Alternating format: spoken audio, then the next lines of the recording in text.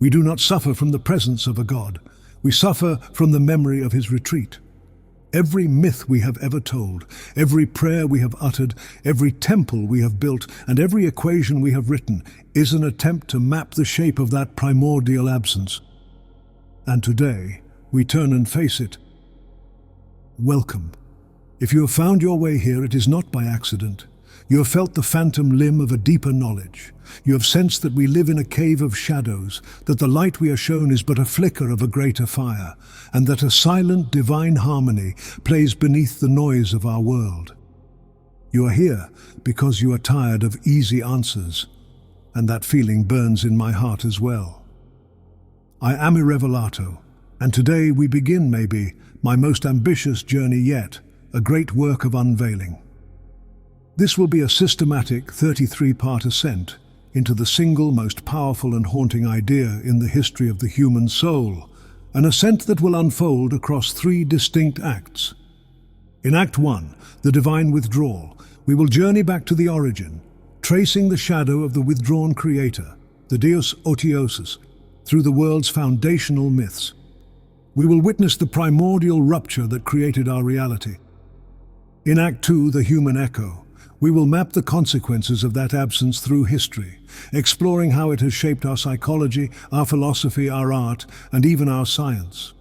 Together, these first 2 acts will be our great public work, available to all who seek. The final stage, Act 3, the inverted creation, is where the stakes become ultimate.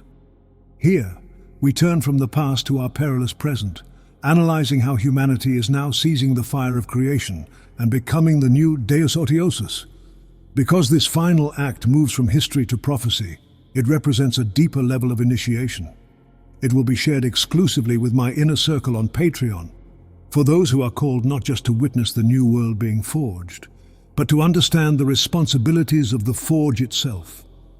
This is our Platonic ascent, our Promethean mission to steal fire from the indifferent gods of dogma. This is the essence of Luciferian wisdom, not a worship of evil, but an embrace of the light-bearer and the spirit of inquiry that dares to ask why, and that understands that true consciousness comes at a cost. I do not take this journey lightly, and I keep the trust you place in me close to my heart. My wish for you is an extraordinary life, one where you remember that by believing in yourself, you can find your way out of the darkest forests. This is how you discover that heaven was always within your reach. But this journey from the cave cannot be a solitary one. For those who feel the pull to go deeper, who wish to move from spectator to collaborator, I have opened an inner circle on Patreon. It is not a subscription, it is an initiation in the spirit of those Pythagorean brotherhoods that first dared to map the cosmos and the soul. A path that leads behind the veil into a private community of seekers, into direct dialogue with me, and for the few, into the hidden archives and a true alliance in this great work. It is a sanctuary for those who do not just wish to witness the fire, but to help direct its flame. The link to this inner circle is in the description. See if one of the paths calls to you. For everyone else, your presence here gives meaning to this work. Subscribe. Share the fire with those who would not fear it. Watch until the end, because each layer is carefully weighted and builds upon the previous parts. The age of waiting for answers is over. The work of forging them has just begun. Enter the age of Aquarius.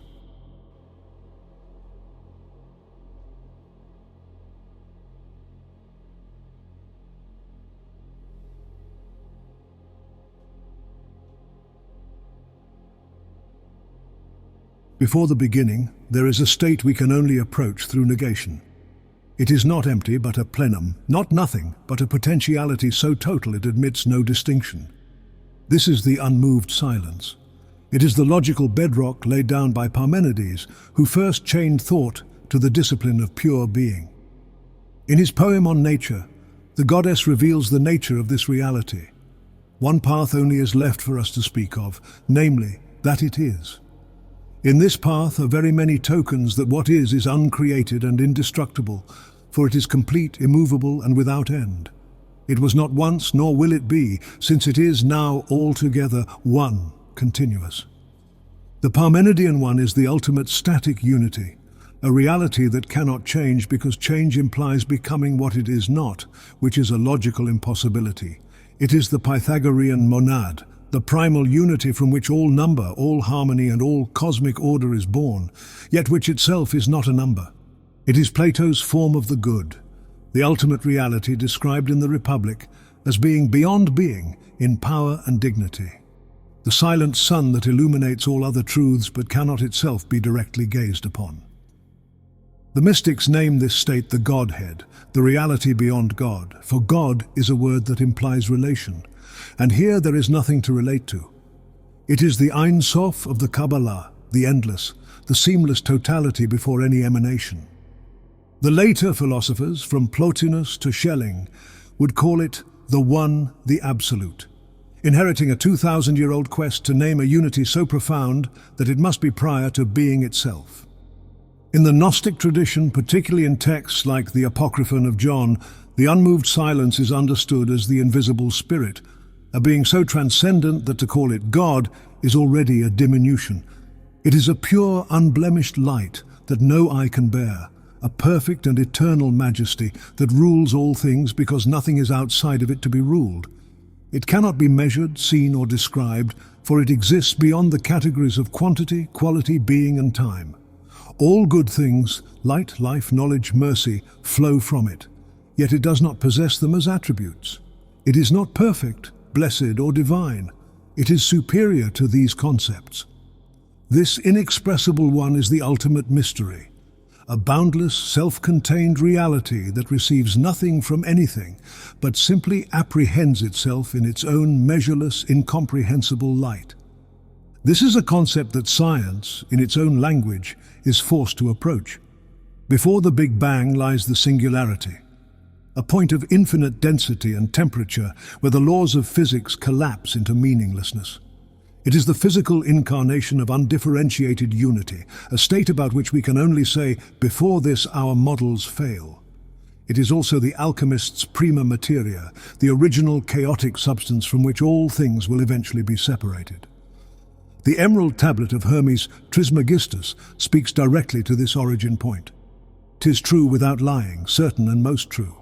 That which is below is like that which is above, and that which is above is like that which is below to do the miracle of one only thing. And as all things have been and arose from one by the mediation of one, so all things have their birth from this one thing by adaptation. This one thing, this prima materia, arises from the meditation of one, a state of pure self-contained potentiality.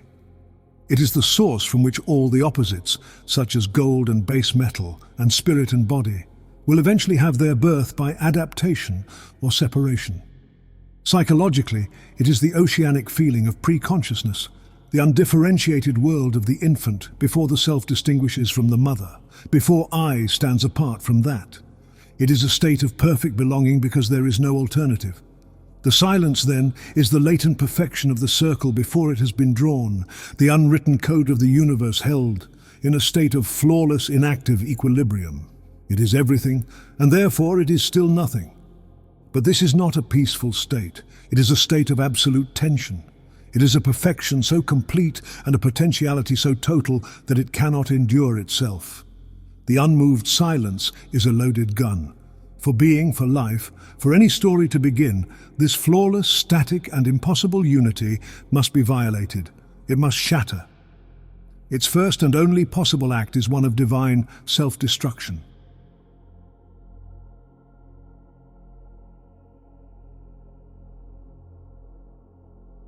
For existence to begin, the silence must be broken. Creation is not an act of addition, but of division. The first motion is a rupture, a retreat.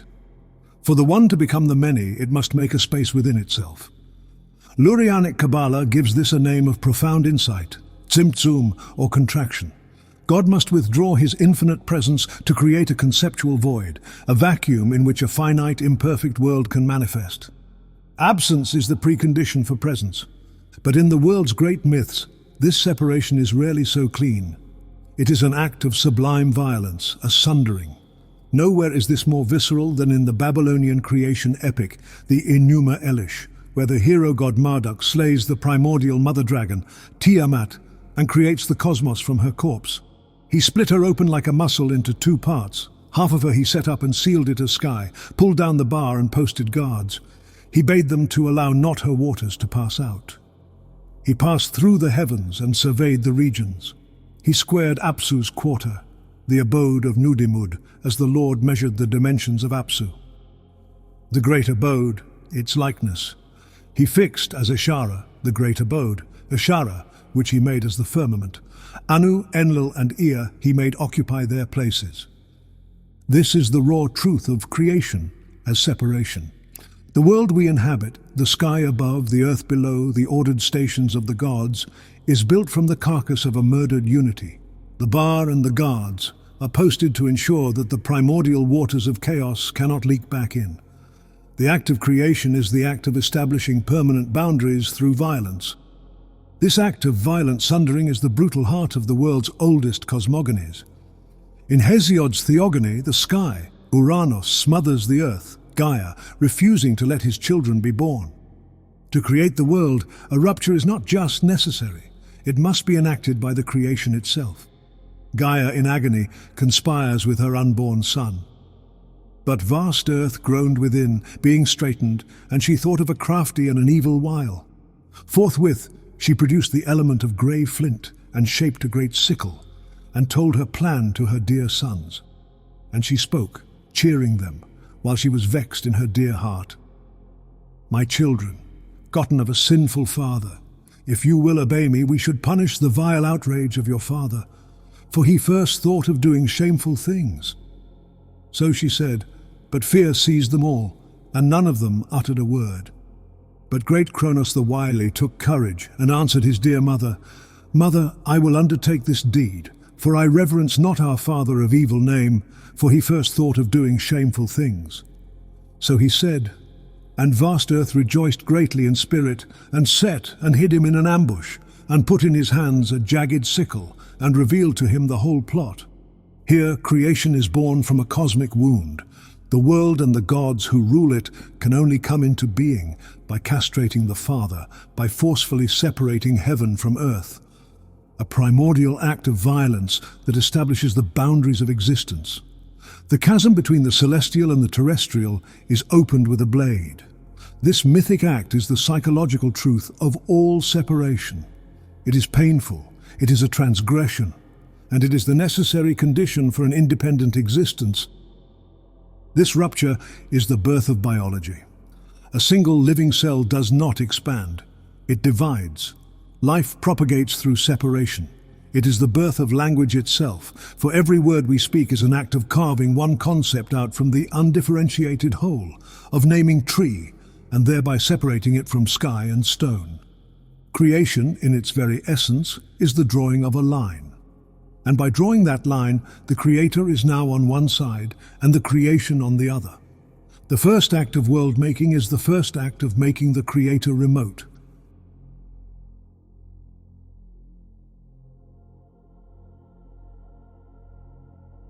Once the chasm has been opened, the being on the other side acquires a new quality, distance. The Creator becomes a memory. The scholars of religion, chief among them Mircea Eliade, gave this spectral figure a name, Deus Otiosus, the idle or resting god. He is the ghost haunting the upper floors of nearly every archaic pantheon. Eliade, the master of this subject, describes the universal pattern with clinical precision.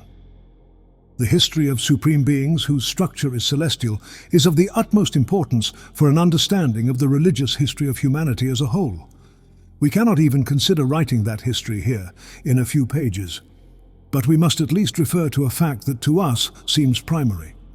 Celestially structured supreme beings tend to disappear from the practice of religion, from cult. They depart from among men, withdraw to the sky, and become remote, inactive gods, Deus Otiosi. In short, it may be said of these gods that, after creating the cosmos, life and man, they feel a sort of fatigue, as if the immense enterprise of the creation had exhausted their resources. So they withdraw to the sky, leaving a sun or a demiurge on earth to finish or perfect the creation. Eliade provides the definitive autopsy report for the Withdrawn God. This is a global structure of human consciousness. In Mesopotamia, the highest god, Anu, reigns from the distant heavens, leaving the administration of earth to his tempestuous son, Enlil. For the Yoruba people of West Africa, the supreme creator, Olodumare, is too vast and sublime to be troubled with daily prayers, which are directed instead to the accessible and often very flawed Orishas. Among the Australian Aboriginals, Baiame, the All-Father, created the world and its laws, and then retired to the sky, rarely intervening again. The Creator's very perfection and completeness render him irrelevant to the messy, incomplete business of life. His transcendence becomes a synonym for his absence. He is not denied. He is simply forgotten, pushed to the margins of relevance. The cause is often described as a form of divine weariness, but this is a mythological translation of a metaphysical necessity. As the Roman historian Sallustius explained in the 4th century AD, the higher perfect orders of being cannot be directly involved in the imperfect transient world without violating their own nature. In On the Gods and the World, Sallustius writes, "And since the gods are good and make all things, how is it that there is evil in the world? Or is it perhaps better to say that since the gods are good, they make all things, and that evil is not a positive thing, but a falling away from good?" Sallustius frames the problem perfectly. The gods, or the ultimate God, create a world with the potential for good, but freedom necessitates the potential for falling away. The divine cannot micromanage the world without negating the very freedom it granted. This philosophical justification for divine non-interference is the intellectual counterpart to the mythological fatigue. The architect of the system is not involved in its daily operation because his perfection is incompatible with the ongoing imperfect struggle of existence. He is the memory of the ruptured unity, the first and most foundational ghost in the human mind.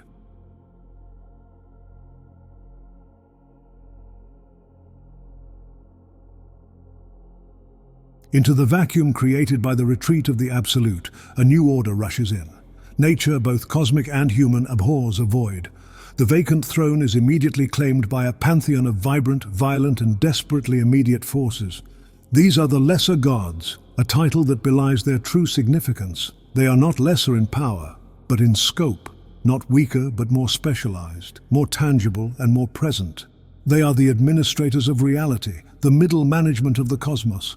Their proximity makes them the direct recipients of human worship, as they are the powers that can actually do things. A Vedic hymn to Agni, Rig Veda, Book 1, Hymn 1, the god of fire, illustrates this perfectly.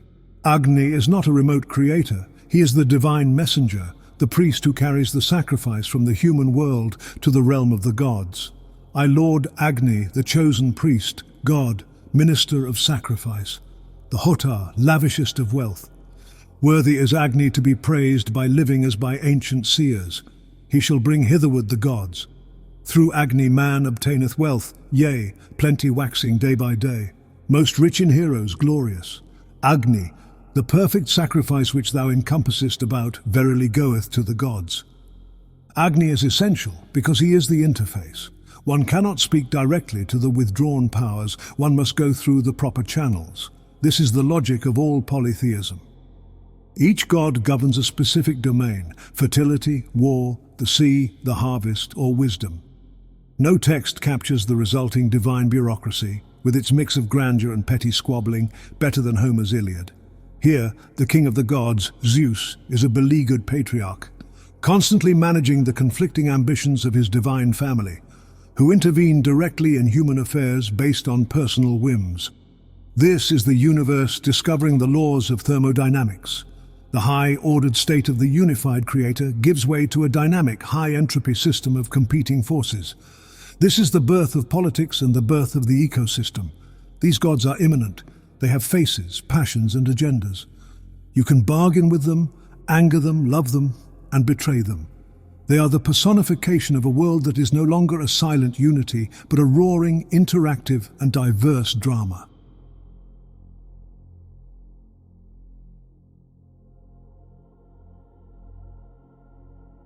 For most, this new world of proximate gods and tangible forces was simply reality. But for a fringe of radical visionaries, it was a lie. They looked upon the chaos, the suffering, the brutal cycle of life and death, presided over by jealous, flawed divinities, and they refused to accept it as the work of a perfect, benevolent source. This refusal was the birth of Gnosticism, the first and most profound conspiracy theory of the soul. The Gnostic diagnosis is terrifying in its elegance. This world is a prison, a flawed fabrication created not by the true God, but by a lesser, ignorant, and often malevolent entity. The demiurge, the blind artisan, the Gnostic text, the Apocryphon of John, captures the arrogance of this cosmic jailer, Yaldabaoth. This dim ruler has three names. Yaldabaoth is the first, Saklas is the second, Samael is the third. He is blasphemous through his thoughtlessness. He said, "I am God, and there is no God but me," since he didn't know where his own power originated. This intellectual dissent is paired with a deep existential ache.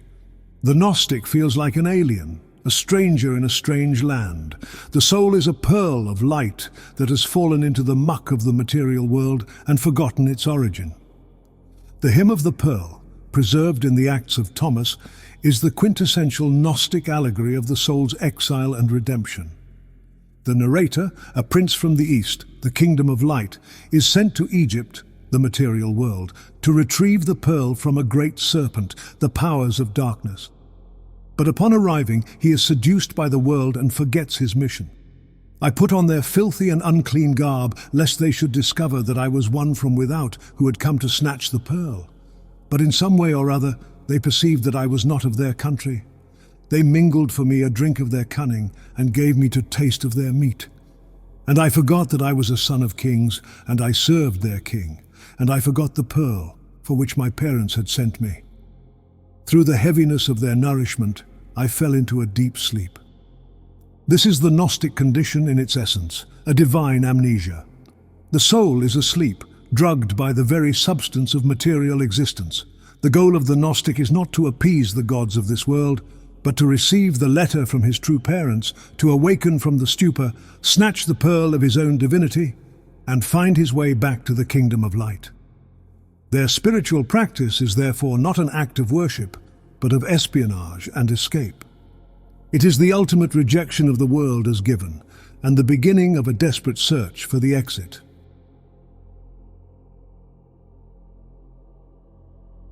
The grand cosmic drama of withdrawal, of chaotic succession, of Gnostic rebellion does not simply play out in the heavens or esoteric texts. It is imprinted upon every human soul with the force of a genetic inheritance. The withdrawal of the Creator is the primal wound of consciousness, the foundational trauma that structures the very architecture of the psyche. We are born not into a world, but into the echo of a separation. This is the source of what 20th century philosophy would call our thrownness. In his masterwork, Being and Time, Martin Heidegger asserts that the fundamental character of human existence, or Dasein, is to be delivered over to a world we did not make. Heidegger's term, Geworfenheit, captures the stark facticity of this condition. This character of being of Dasein is thrown in such a way that it is the there. The expression thrownness is meant to suggest the facticity of its being delivered over. We are thrown into a life that hurtles towards a death we did not invent, and the whence and whither of the throw remain in darkness. This state produces a specific kind of dread, angst, a feeling of homelessness that is not a fear of any particular thing, but a confrontation with the silent, gaping contingency of existence itself. It is the existential chill of standing in a vast, silent cosmos, without a clear sign from its maker. It is the ache of the phantom limb of divinity, the persistent haunting feeling that a connection that once defined us has been severed. This cosmic event is relived with agonizing precision in the microcosm of every human infancy. The newborn exists in a state of oceanic unity with the mother, a world of perfect provision and seamless belonging, a psychological unmoved silence. But this cannot last.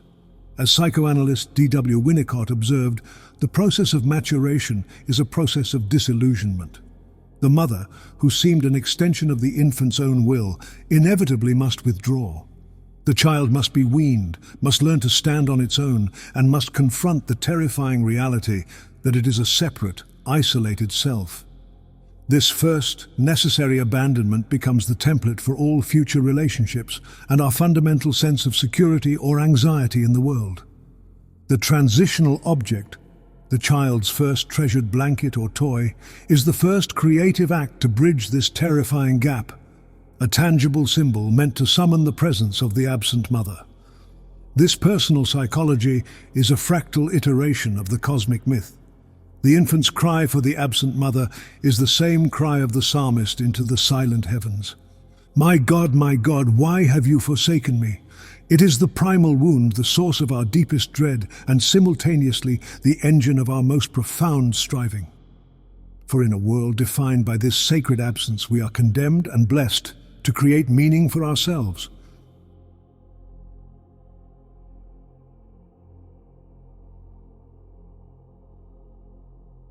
The Creator vanishes, but his thoughts remain. They are not lost, but embedded in the very structure of the cosmos, petrified into principles.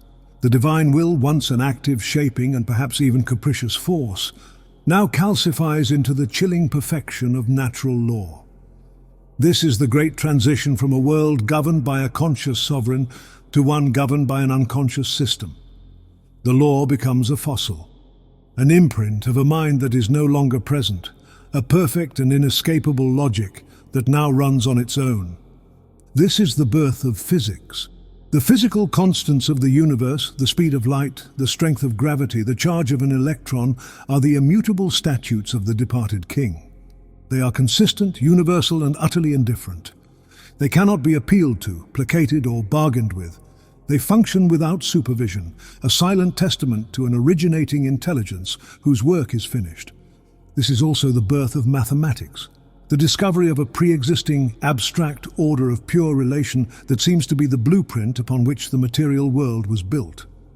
This is why mathematicians so often speak of discovery rather than invention.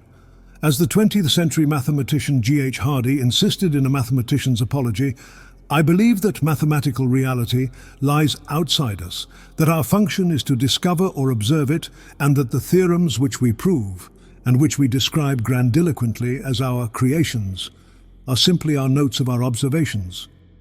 When we trace a geometric proof, we are performing an archaeological dig, uncovering the syntax of the architect's mind." In the moral realm, this fossilized will is known as karma. In the Eastern traditions, karma is not a system of reward and punishment meted out by a watching deity. It is a law of moral physics, as impersonal and inescapable as gravity.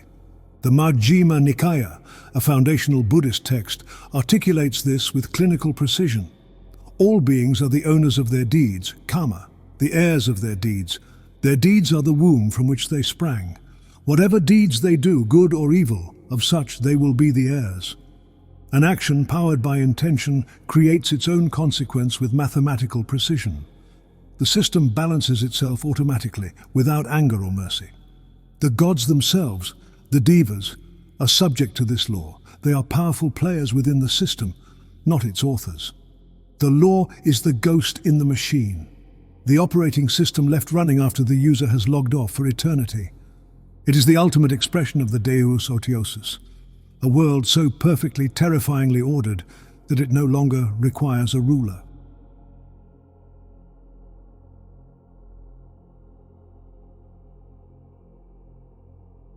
As humanity emerges from the age of myth into the age of reason, the primal terror of abandonment is rationalized into a tidy, elegant philosophy. The ghost in the machine is exorcised and replaced with a schematic. This is the birth of deism, the signature theology of the Enlightenment, and it is the Deus Otiosus dressed in a powdered wig and waistcoat. The deist God is the supreme intelligence, the divine watchmaker. The argument, given its famous expression by William Paley, is one of common sense. A complex design implies a designer. But deism was also a revolutionary act, a violent rejection of what its proponents saw as the absurdity and tyranny of revealed religion. Thomas Paine, in The Age of Reason, articulated the deist's profound contempt for Scripture as a basis for truth. "It is hearsay upon hearsay, and I do not choose to rest my belief upon such evidence." For Paine, the only true Scripture was the creation itself. The Word of God is the creation we behold, and it is in this Word, which no human invention can counterfeit or alter, that God speaketh universally to man. The deist God, therefore, is a being too grand and logical for the messy business of miracles, prophecies, and sectarian squabbles, having constructed the universe as an intermixed and sophisticated and flawless clockwork mechanism. From the celestial mechanics of Newton to the social contracts of Locke, he winds it up, sets it in motion, and retires. His non-interference is not neglect. It is the ultimate testament to the perfection of his own work. To intervene would be to admit a flaw in the original design. The primal wound of abandonment is thus ingeniously reframed as a declaration of independence. Humanity is no longer a lost child in a haunted cosmos, but the proud inheritor of a perfectly functioning estate, equipped with the divine gift of reason to understand it. The watchmaker's logic provides the ultimate comfort. The universe is not chaotic or malevolent, it is rational. Its silence is not a sign of absence, but of perfection.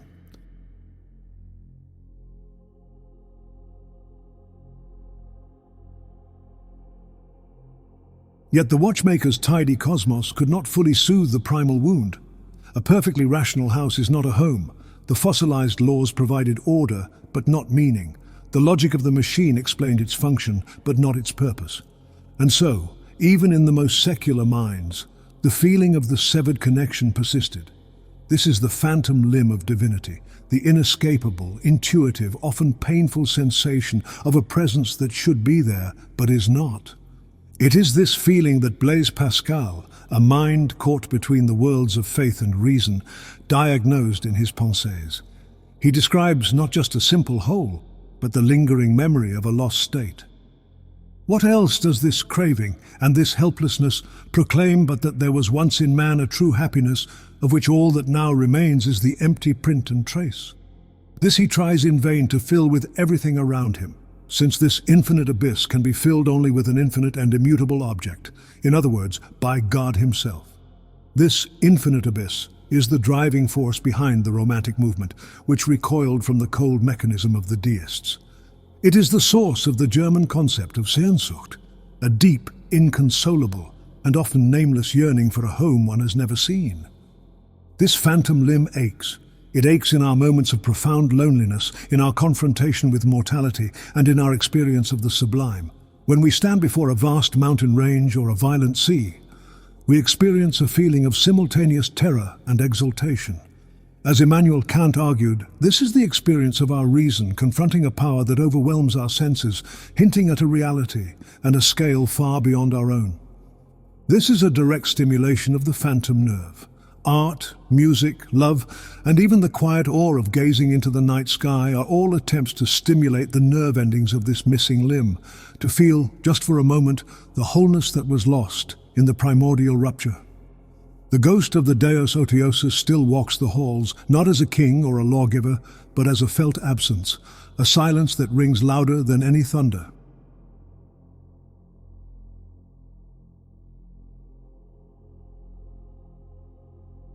How does a culture memorialize an absence? It builds a monument. The first temple is not a house for a god who is present, but an antenna aimed at a god who is remote. It is architecture as memory. It is a concrete manifestation of the phantom limb. Consider the ziggurats of Mesopotamia. As the Greek historian Herodotus described in his histories, the great ziggurat of Babylon, a tower rose in solid masonry. And on this tower rose another, and so on, making 8 in all. His account confirms their purpose was not public worship, but a point of contact.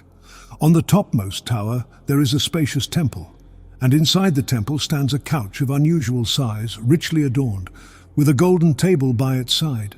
Nor is the chamber occupied of nights by anyone but a single native woman, who, as the Chaldeans affirm, is chosen for himself by the deity.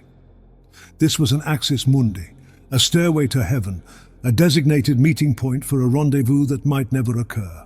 So too the standing stones of megalithic Europe, giant astrolabes aligned to the solstices. They are not idols, but instruments designed to track the fossilized laws of the Creator, proving that even in his silence, his order remains. Every cathedral, mosque, and synagogue is an heir to this tradition. Its spires and minarets are a continuation of the primal urge to pierce the veil. The sacred space is defined by its orientation toward a transcendent point. Mecca, Jerusalem, the heavens, it is a place designed to make one feel small in the face of an immense, invisible presence. The temple is the ultimate paradox, a physical structure built to honor the intangible and the absent. It is the most profound admission humanity could make. We are here, you are there, and this place is the edge of our world and the beginning of yours.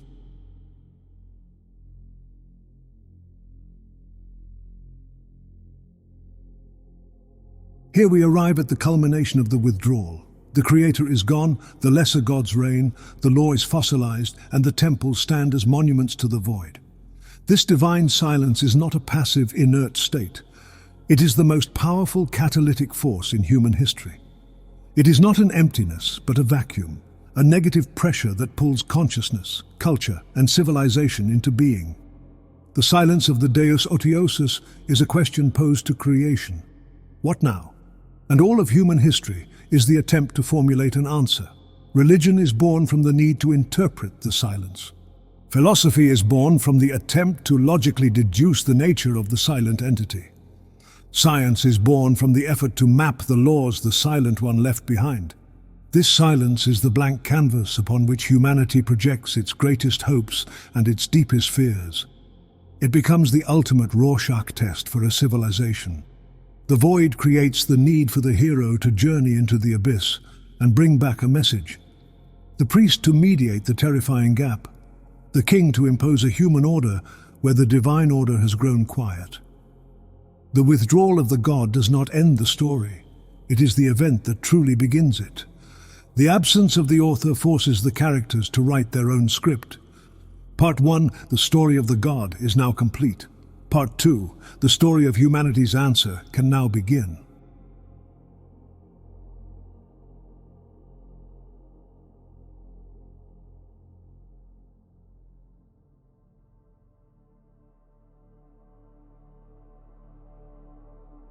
The first and most immediate reminiscence of the cosmic vacancy is found in the structures of human power.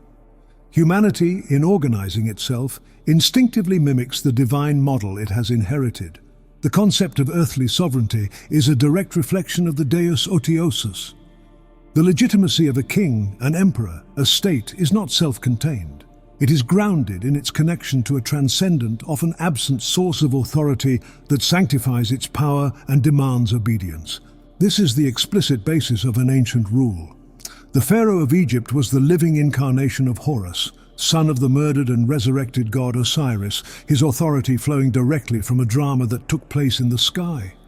The Emperor of China reigned by the mandate of heaven, Ming, a celestial grant of power from a remote, impersonal sky god, a grant that could be withdrawn if the ruler proved unworthy through tyranny or incompetence, thus legitimizing rebellion. The doctrine of the divine right of kings in Europe, articulated most forcefully by thinkers like Jacques Benin Bossuet, held that the monarch's authority was a direct inheritance from God, and therefore he was subject to no earthly power.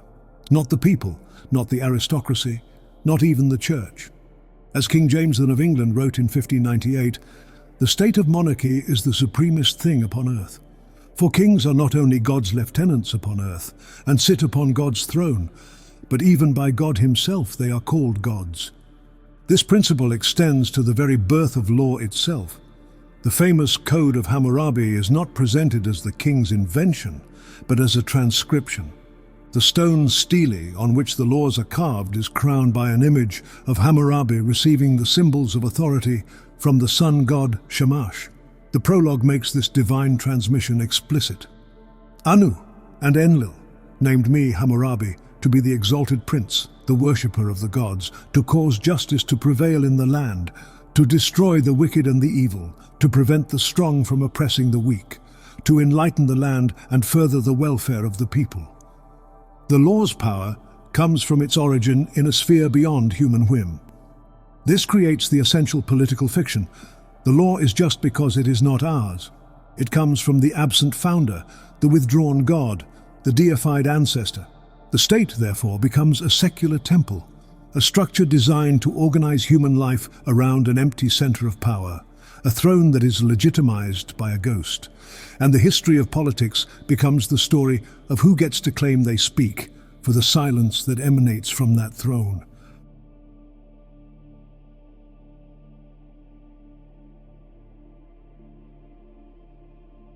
The cosmic map is now folded inward, its geography projected onto the interior landscape of the soul.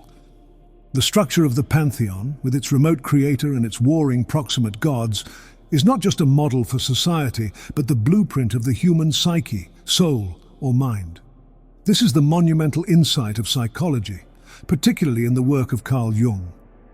The psyche is a constellation, a cosmos in miniature, a microcosm, and at its silent center resides an internal Deus Otiosus. Jung called this center the self, the archetype of wholeness, the total organizing principle of the psyche. The self is not the same as the I of our daily lives. That is the ego, the small, bright, and often insecure island of consciousness.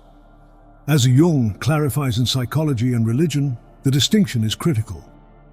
The ego stands to the self as the move to the mover or as object to subject, because the determining factors which radiate out from the self surround the ego on all sides and are therefore supraordinate to it. The self, like the unconscious, is an a priori existent out of which the ego evolves. It is, so to speak, an unconscious prefiguration of the ego. It is not I who create myself, rather, I happen to myself. The self is the entire ocean. It is the immanent creator that contains all the opposites, conscious and unconscious, masculine and feminine, good and evil, in a state of paradoxical unity. And like the Deus Otiosus, it is largely remote and silent to the ego's conscious awareness. Its voice is heard not in commands, but in the quiet, symbolic language of dreams, synchronicities, and intuitions. The ego, like an earthly king, believes it rules the kingdom of the personality. But it is constantly besieged, influenced, and undermined by the lesser gods of the internal pantheon, the archetypes. There is the shadow, the repository of all that we repress and deny, a figure of immense and volatile power. There is the anima or animus, the contrary sexual archetype that shapes our projections, relationships, and creative impulses. There is the persona, the social mask we present to the world, a functional deity that can easily usurp the ego's throne and make us forget who we are. These are not mere concepts. Jung described them as autonomous psychic forces, with their agendas and energies. The journey of what Jung called individuation is nothing less than a psychonaut's exploration of this inner cosmos. It is the ego's heroic quest to stop being a provincial tyrant and become a conscious viceroy, building bridges to the archetypal forces, and ultimately establishing a living connection to the remote, organizing intelligence of the self. It is the work of healing the primal wound, not in the heavens but within, because this was always your birthright.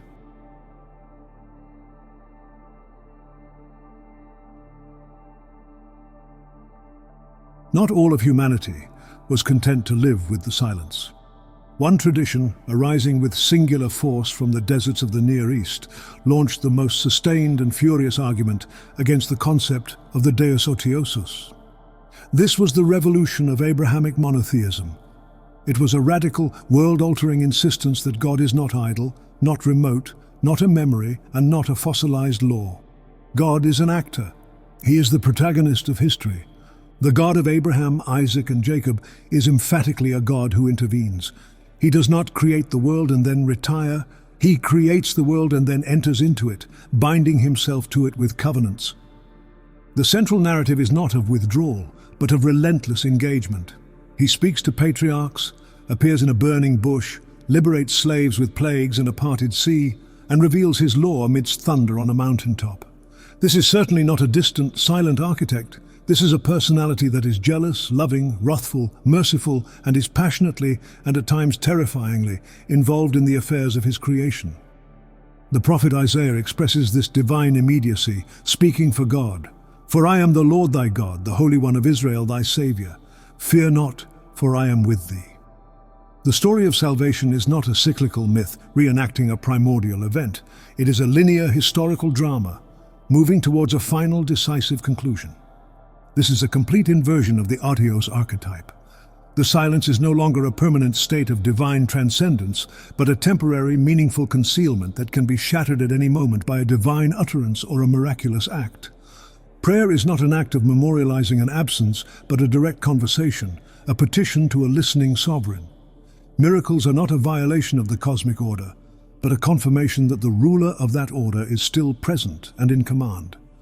The central scandal of Christianity, that God himself would become incarnate as a human being, logos sarx egeneto, the word became flesh. To suffer and die within his creation is the ultimate and most dramatic refutation of the withdrawn creator. It is a declaration that the chasm has been bridged by the divine jumping down. Islam continues this trajectory, asserting the final, perfect and unalterable verbal revelation of God's will in the Quran. A direct address to humanity that leaves no room for ambiguity or distance. Monotheism is a 4,000-year-long insistence that the throne is not and never has been empty.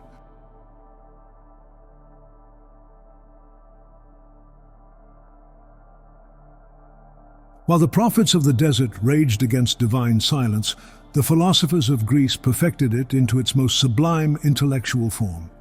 If monotheism was the great argument against the Deus Otiosus, then Aristotle's metaphysics is its apotheosis.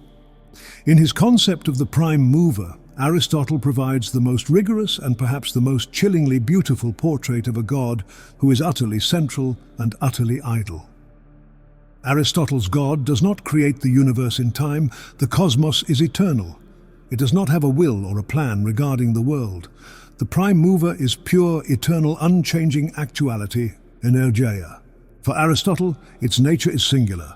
It is thought thinking itself, noesis noeseos. In his metaphysics, he lays out this astonishing vision. Therefore, it must be of itself that the divine thought thinks, since it is the most excellent of things. And its thinking is a thinking on thinking. It exists in a state of eternal, blissful self-contemplation.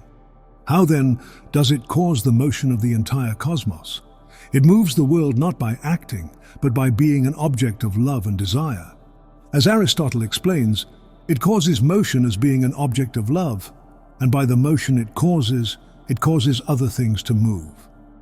Every single thing in the universe, from the perfect circular revolution of the celestial spheres to the growth of an acorn into an oak, is striving to imitate the perfection and actuality of the prime mover.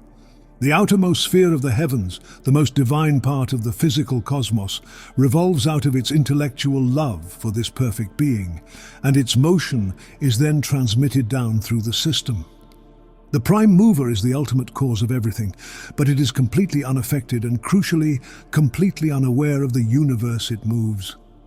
It is a being so perfect, so self-contained, that to think of anything less than itself, to think of our imperfect world, would be to diminish its perfection and introduce potentiality into its pure actuality. It is the watchmaker God, stripped of the need even to build the watch. It is the pure logical necessity for motion and order. It does not speak, it does not listen, it does not judge. It simply is, and by the gravitational pull of its own perfection, it draws the entire cosmos into a great unending dance around its silent contemplative throne.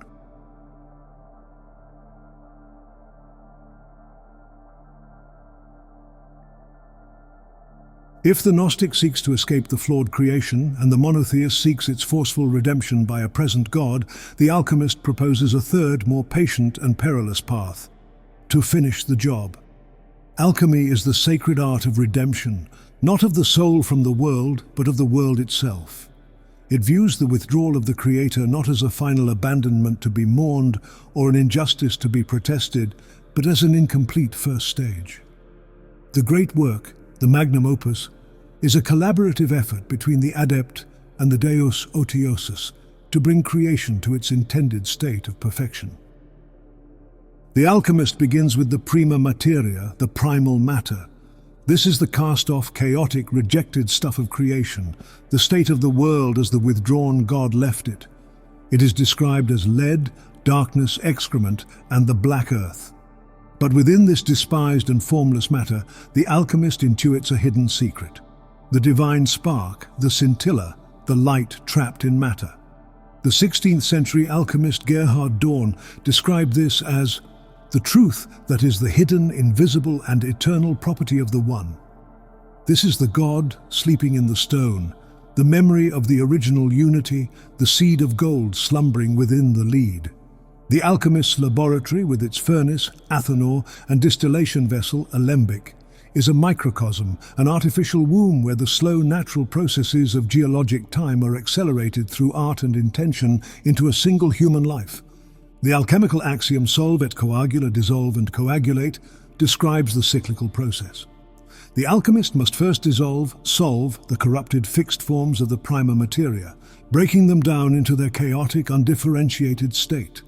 This is the nigredo, the blackening, a stage of putrefaction and death.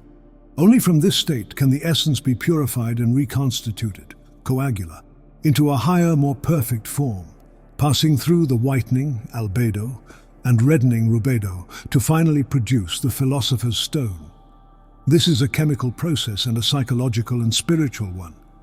As the famous axiom of Maria Prophetessa states, one becomes two, two becomes three, and out of the third comes the one as the fourth.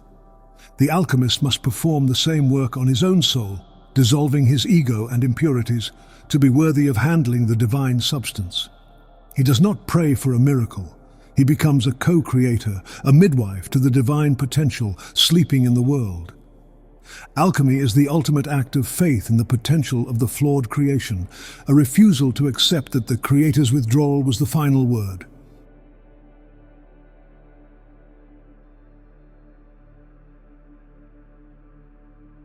Where the alchemist seeks to gently coax the divine out of its slumber, the magician attempts to command it.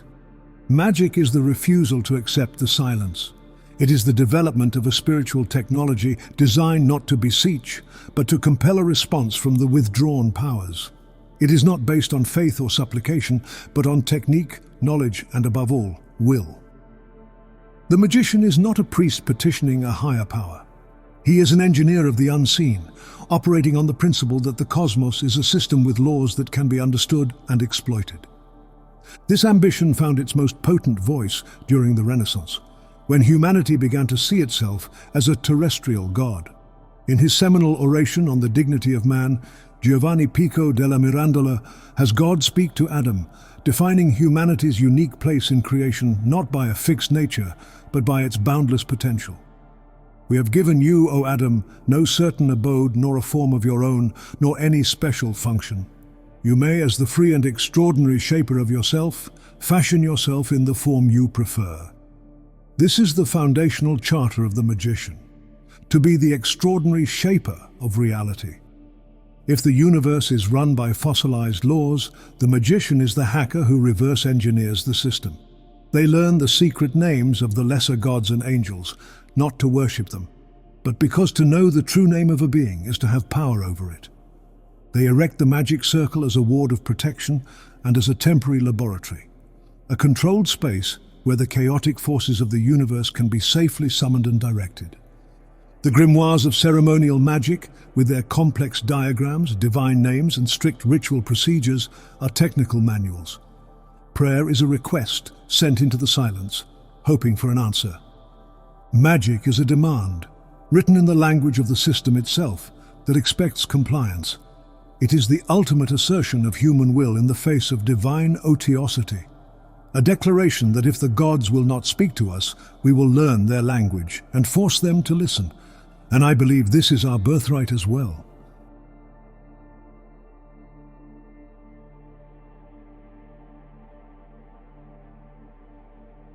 If magic is the engineering branch of the response to absence, esotericism is its intelligence agency. Where the magician seeks to act, the esotericist seeks to know. The foundational premise of all esoteric traditions, from Kabbalah to Hermeticism to Theosophy, is that the true reality is hidden. Esoteros means within. The mundane world is a veil, a cipher, a book written in a symbolic language. The Deus Otiosus left behind a trail of clues. The esotericist is the divine detective, the cryptographer attempting to decode the hidden message. This quest is the pursuit of Gnosis, but it differs from the Gnostic's rage. It is a more systematic, patient reconnaissance mission, The Esotericists maps the hidden corridors of reality. They study the Kabbalistic tree of life as what they believe to be the circuit diagram of creation.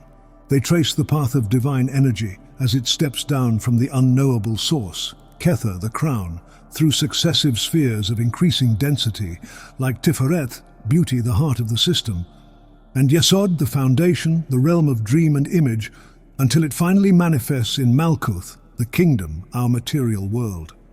The core operational principle is the great Hermetic axiom famously articulated in the Emerald Tablet. That which is below is like that which is above, and that which is above is like that which is below. This is the key to the cipher.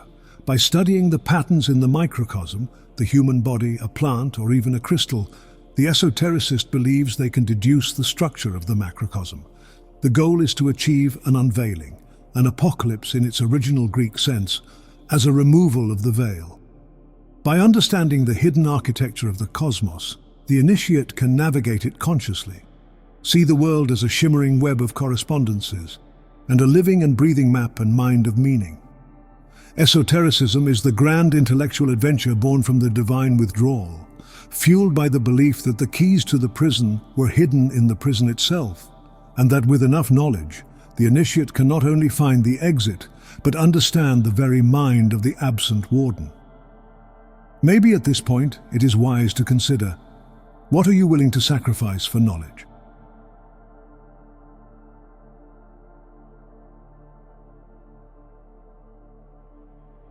Beyond the hermetic worlds of the alchemist and the magician, humanity developed a more universal practice for contending with the great absence, art.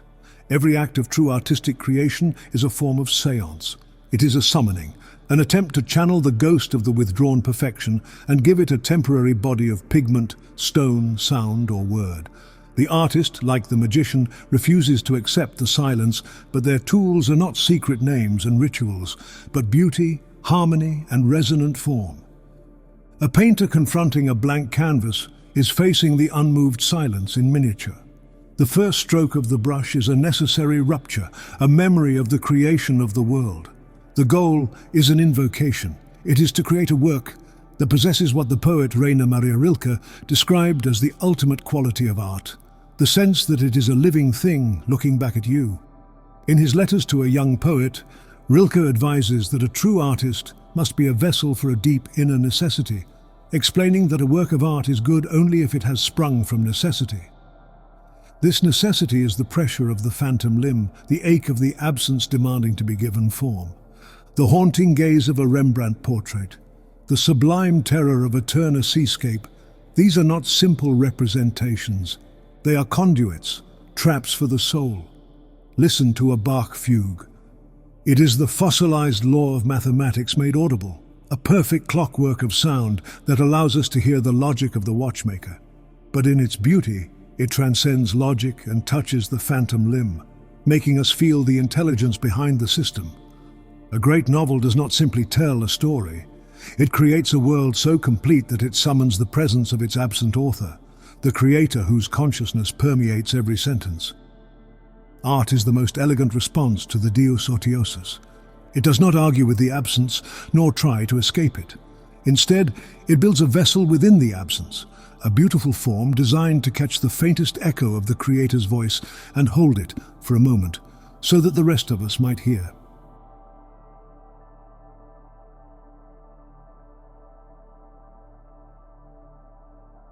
As the human echo reverberates through millennia, it undergoes a final dramatic modulation. The presence of the withdrawn God, once a source of terror, reverence, and inspiration, finally fades into the background noise. This is the great secularization, the historical moment when society organizes itself as if the workshop is permanently and irrevocably unattended. The ghost is no longer seen in the halls because the new inhabitants have become too busy to look for it. In Science as a Vocation, the sociologist Max Weber gave this process its definitive name, the disenchantment of the world, Die Entzauberung der Welt. He described a world stripped of its magical and incalculable forces, a world where, in principle, everything could be mastered by calculation. Weber writes, The fate of our times is characterized by rationalization and intellectualization, and above all, by the disenchantment of the world. Precisely the ultimate and most sublime values have retreated from public life, either into the transcendent realm of mystic life or into the brotherliness of direct and personal human relations. The spheres of life detach themselves from their transcendent source. The economy becomes capitalism, an autonomous system driven by the impersonal forces of supply and demand. Law becomes a social contract, a human-made code for pragmatic utility. Politics becomes the science of acquiring and maintaining power, unmoored from any mandate of heaven. The death of God that Nietzsche announced was not a murder, but the signing of a death certificate for a being who had long since ceased to be a factor in the day-to-day running of the world. Modernity is the culmination of the deist's dream, but with a terrifying twist. The watch is so infinite, so complex, so all-consuming, that no one bothers to think about the watchmaker anymore. We have learned to live so efficiently in the absence that we have forgotten it is an absence at all.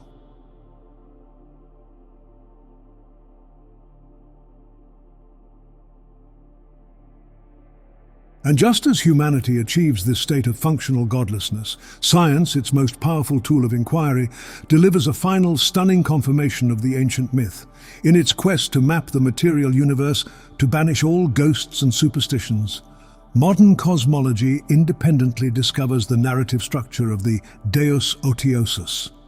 It gives it a new name: the Big Bang. Here is the story science tells. Approximately 14 billion years ago, the entire universe was contained in a singularity, a point of near infinite density and temperature. This is the scientific equivalent of the unmoved silence. Then, for reasons that remain beyond the reach of our physics, a rupture occurred. The singularity began to expand in a violent, explosive event. This is the cosmic sundering.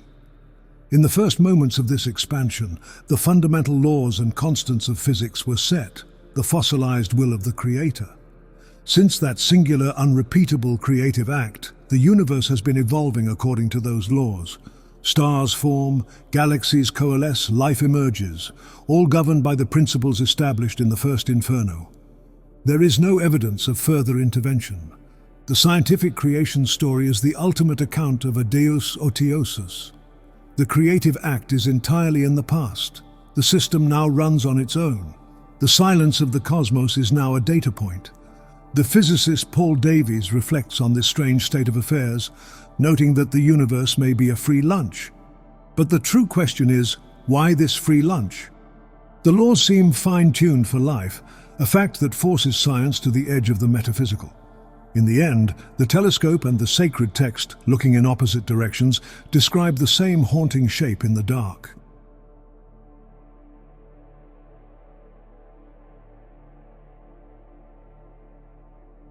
Here at this precipice, the great arc of our inquiry pivots. Humanity has traversed the entire landscape of absence. We have named the ghost, lived with its silence, built temples to its memory, argued with it, rationalized it, and finally forgotten it, only to have its story retold to us by science. We have mapped the vacant throne from every possible angle. The human echo has reached its final reverberation. What happens next? What happens is the most audacious and terrifying move in the cosmic drama. Having learned to live without God, humanity conceives a new ambition: to become God. If the throne is empty, then it is open. The silence that once demanded an answer now becomes an invitation to take power. The long apprenticeship is over. The creature, having fully explored the workshop left behind by the Creator, now picks up the tools. The myth that governs this new era is that of Prometheus, the Titan, who did not just worship the gods, but who stole their fire and gave it to mortals.